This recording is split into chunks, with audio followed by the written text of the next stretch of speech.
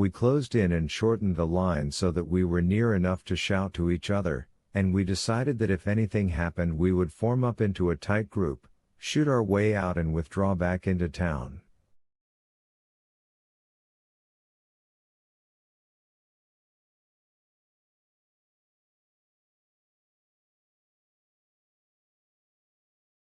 If they overran us, too bad, they overran us. At least we'd be together. Then, imagine, the firing stopped. Later in the morning we took it in turns to go to the tavern 3 at a time to warm up.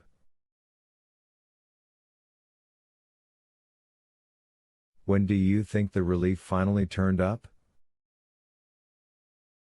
At 2 o'clock this afternoon. 200 officer cadets from the S detachment. And believe it or not, they were all properly dressed in fur hats and felt boots, and they had a machine gun squad.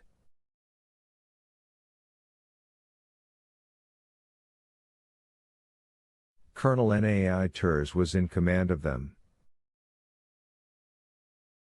Ah! He's one of ours! Cried Nikolka. Wait a minute, isn't he in the Belgrade Hussars? Asked Alexei.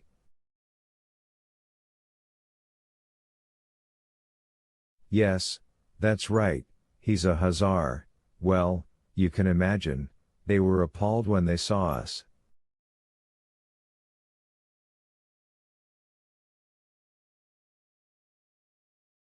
We thought you were at least 2 companies with a machine gun. How the hell did you stand it?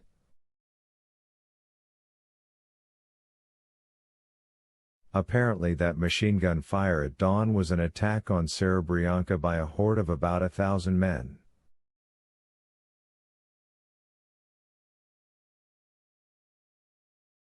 It was lucky they didn't know that our sector was defended by that thin line, otherwise that mob might have broken into the city.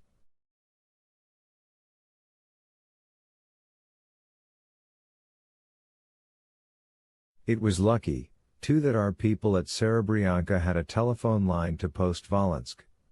They signaled that they were under attack, so some battery was able to give the enemy a dose of shrapnel. Well, you can imagine that soon cooled their enthusiasm. They broke off the attack and vanished into thin air.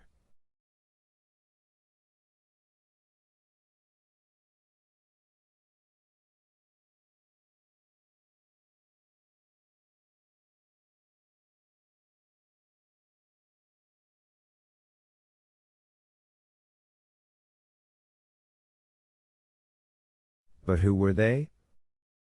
Surely they weren't Petliura's men? It's impossible. God knows who they were. I think they were some local peasants, Dostoevsky's Holy Russia in revolt. Ugh, motherfuckers.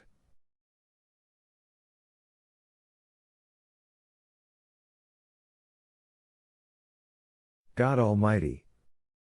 Well, Myshlayevsky croaked, sucking at a cigarette, thank God we were relieved in the end.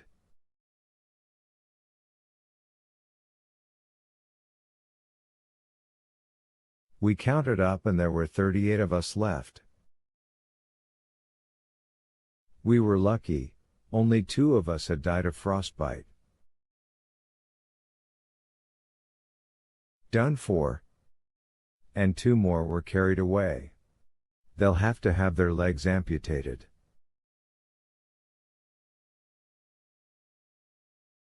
What, 2 were frozen to death? What do you expect?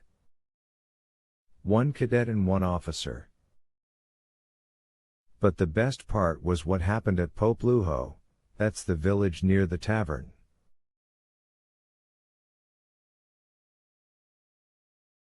Lieutenant Krasin and I went there to try and find a sledge to carry away the men who'd been frostbitten.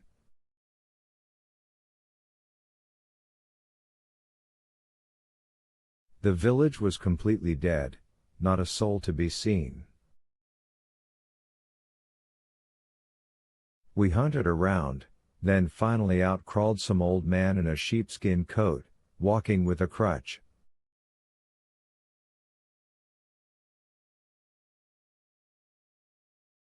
He was overjoyed when he saw us, believe it or not.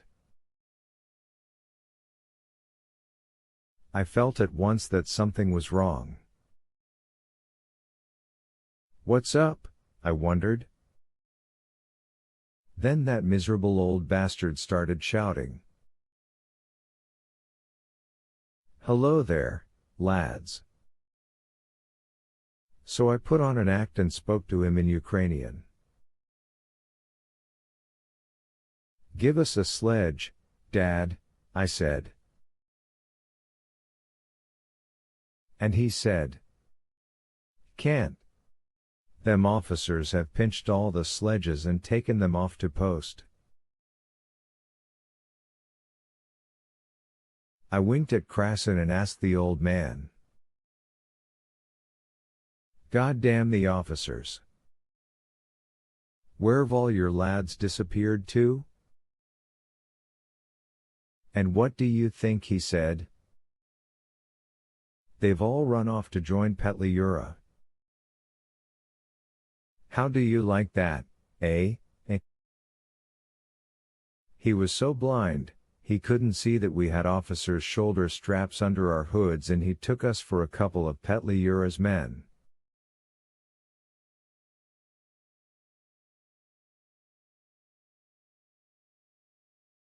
Well, I couldn't keep it up any longer, the cold.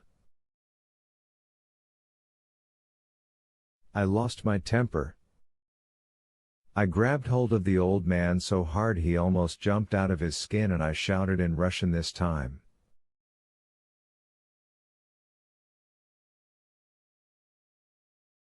"Run off to Petliura, have they? I'm going to shoot you, then you'll learn how to run off to Petliura. I'm going to make you run off to Kingdom Come, you old wretch."